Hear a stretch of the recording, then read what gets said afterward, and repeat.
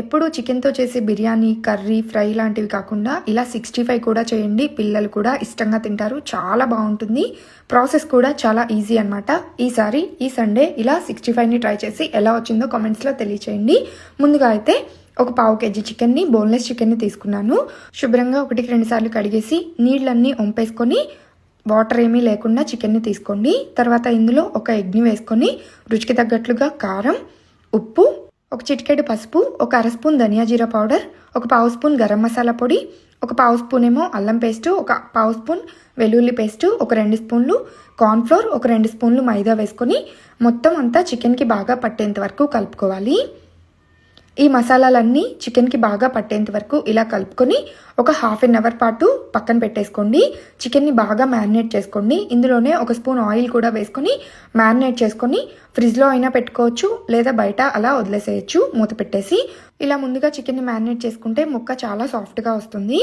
Next stove on చేసి pan పెట్టుకొని deep ఫ్రైకి ఆయిల్ పెట్టుకొని ఆయిల్ బాగా వేడైన తర్వాత మ్యారినేట్ చేసుకొని పెట్టుకున్న చికెన్ పీసుల్ని ఇందులో ఒక్కొక్కటిగా వేసుకొని 2 వైపులకి టర్న్ చేసుకుంటూ ఈ పీసులన్నీ గోల్డెన్ బ్రౌన్ కలర్ వచ్చేంత వరకు ఫ్రై చేసుకోండి.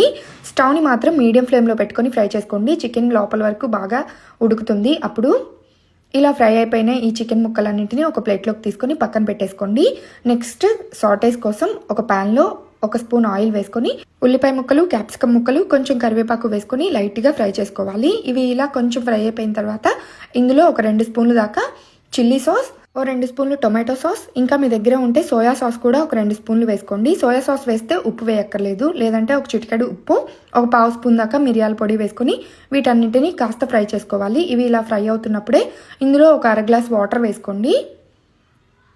ఇలా ఈ సాస్లన్నీ ఉడుకుతున్నప్పుడు మీకు మంచి కలర్లో కావాలి అనుకుంటే చికెన్ 65ని కొంచెం ఫుడ్ కలర్ వేసుకొని మొత్తం బాగా కలిసేంత వరకు కలుపుకొని ఫ్రై చేసుకొని పెట్టుకున్న చికెన్ పీసులన్నింటినీ ఇందులో వేసుకొని సాటేస్ చేసుకోవాలి.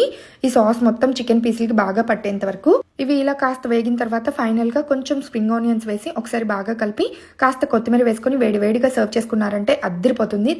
సర్వ్ చేసుకున్న చికెన్ మీద కొంచెం నిమ్మరసం వేసుకుని పచ్చి ఉల్లిపాయ ఈ చికెన్ 65 తింటే చాలా అంటే చాలా బాగుంటుంది. తప్పకుండా ట్రై చేయండి. ఈ చికెన్ 65 మీకు నచ్చితే లైక్ చేసి షేర్ చేయండి. మన ఛానల్ని అయితే ఫాలో అవ్వండి.